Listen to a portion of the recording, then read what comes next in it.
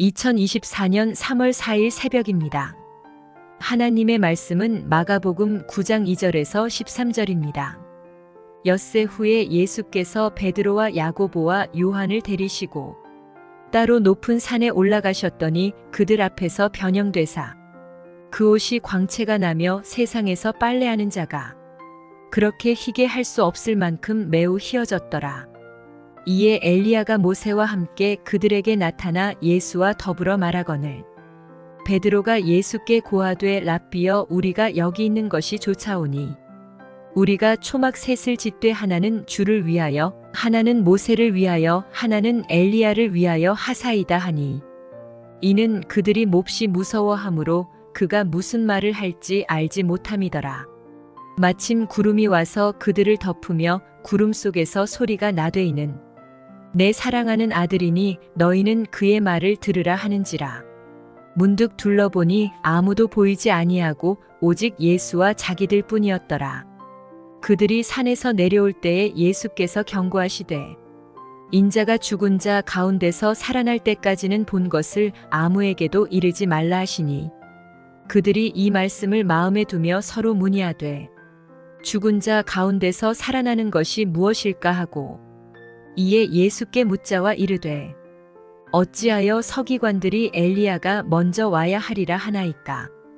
이르시되 엘리야가 과연 먼저 와서 모든 것을 회복하거니와 어찌 인자에 대하여 기록하기를 많은 고난을 받고 멸시를 당하리라 하였느냐. 그러나 내가 너희에게 이르노니 엘리야가 왔으되 기록된 바와 같이 사람들이 함부로 대우하였느니라 하시니라. 하나님 말씀을 증거하겠습니다. 본문을 이렇게 쭉 살펴보게 되면 예수님의 그 변화산 사건을 기록하고 있죠. 근데 이제 아마도 이 시기는 초막절의 절기였던 것 같습니다. 그래서 이렇게 초막 짓고 이곳에서 초막절 절기를 보내면 좋을 것 같다라고 하는 그런 말이 나오죠.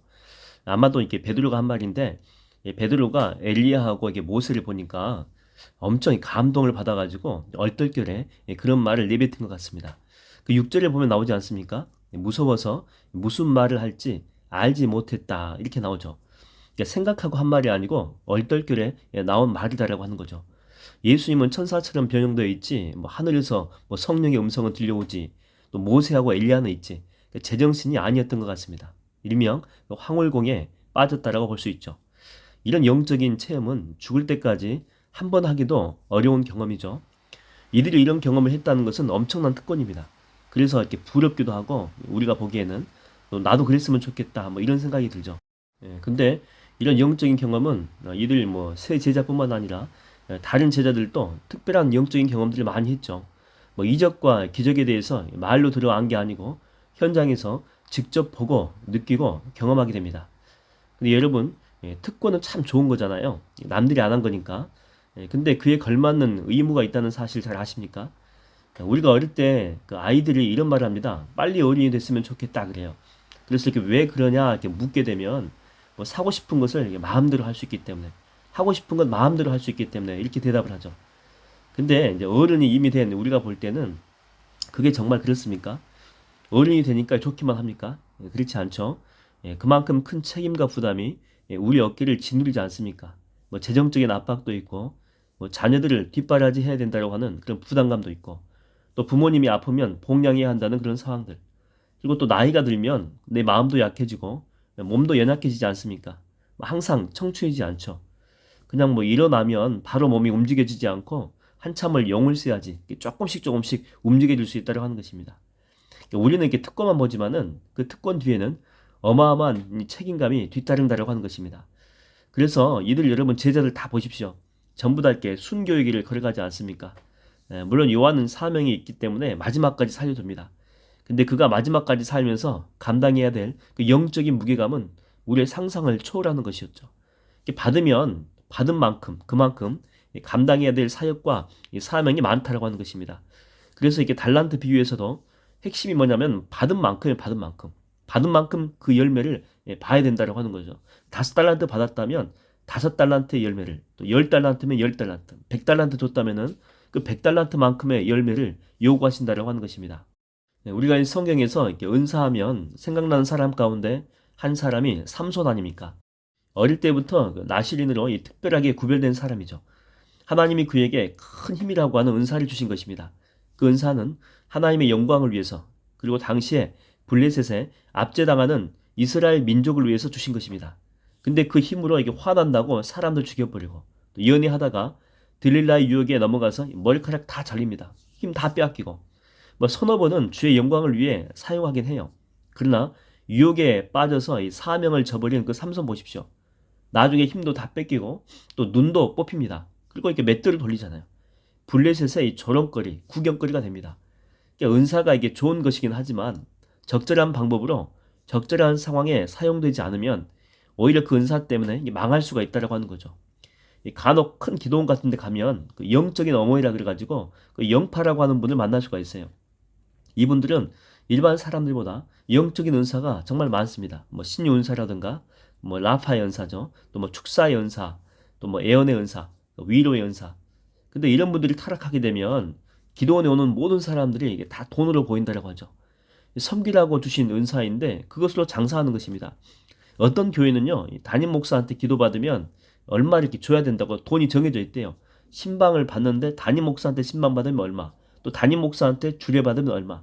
이 가격 자체가 이렇게 무슨 뭐 가게도 아니고, 뭐 담임한테 받으면 뭐 특별해 가지고 그래서 뭐 가격이 이렇게 정해져 있다라고 하는 거죠. 여러분 이럴진데 그런 분들에게 성령의 은사가 계속해서 남아 있겠습니까? 그냥 그 자리가 주는 권위로 그 사역할 뿐이지 진정한 영적인 은혜는요, 하나님이 다 거둬갔다니까요. 옛날이요. 그저 추억의 흔적으로만 그 사람들한테 남아있을 뿐이다라고 하는 거예요. 그런 분들한테 영향력이 이제 없다는 거예요. 주님이 제자들한테 항상 하신 말씀은 이거죠. 거저받았으니 거저 주어라.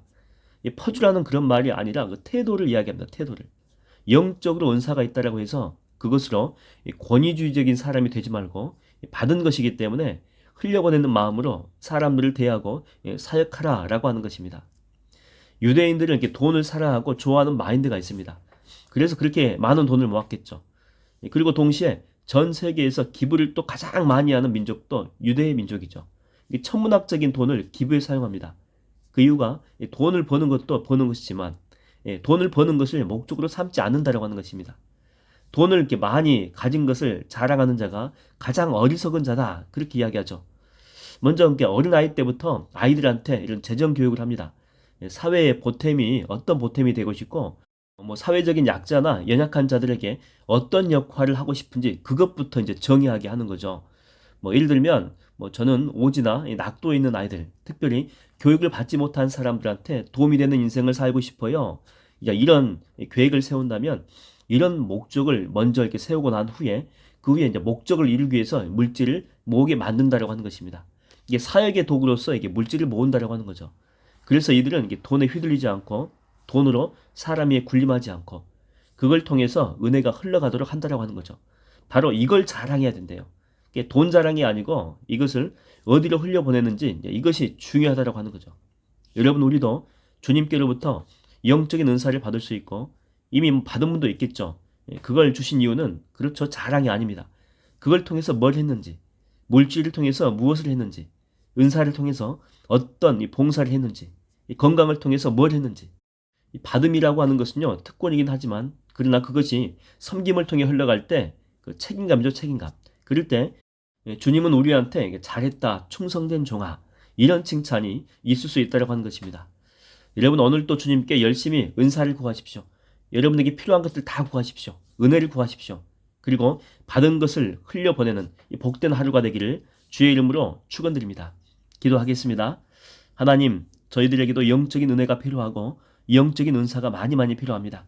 그러나 우리 속에만 담아두지 않게 하여 주시옵시고 그 은사가 필요한 곳에 나를 통해서 흘러갈 수 있도록 축복의 통로가 되게 하여 주시옵시고, 또한 우리 삶에 책임지워진 것들이 참 많이 있는데 이것을 잊어버리지 말고 하나님의 뜻에 따라서 온전하게 내게 있는 것들을 잘 사용해서 마지막 날 주님께로부터 잘했다, 정말 잘했다라고 칭찬받는 저희들이 다 될 수 있도록 오늘 하루도 믿음으로 살게 하여 주시옵소서. 감사드렸고 예수님의 이름으로 기도하옵나이다. 아멘.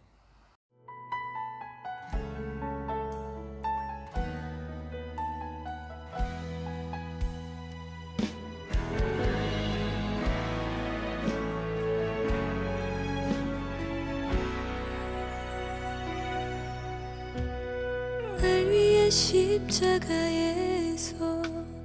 깨뜨리신 사랑, 오늘도 그 사랑 안에 나 거합니다. 주님의 생명 내 안에 있고 주님의 사랑 날 강권하니 나 오늘도 주께 내 삶을 깨뜨립니다. 날 위해 십자가에서 깨뜨리신 사랑, 오늘도 그 사랑 안에 나 거합니다. 주님의 생명 내 안에 있고 주님의 사랑 날 강권하니 나 오늘도 주께 내 삶을 깨뜨립니다. 오 주여 내 삶을 깨뜨립니다. 주 머리 위에 붓습니다. 내 모든 삶과 생명을 주님 얻으소서. 오 주여 내 삶을 깨뜨립니다. 주 머리 위에 붓습니다. 주님께라면 아깝지 않습니다. 내 눈을 열어주소서. 주의 참됨같이 보도록 내 옆에 계신 주님과 피할 곳은 없습니다. 내 손에 남은 것 없이 아낌없이 다 드립니다. 주님 한 분만을 위하여 한 방울도 남김없이.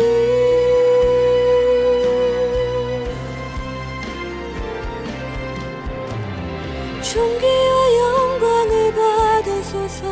하나님 어린 양 예수, 능력과 부와 지혜와 힘을 받으소서. 존귀와 영광을 받으소서. 하나님 어린 양 예수, 나라와 권세 영광 모두 주님께. 존귀와 영광을 받으소서. 하나님 어린 양 예수, 능력과 부와 지혜와 힘을 받으소서. 존귀와 영광을 받으소서. 하나님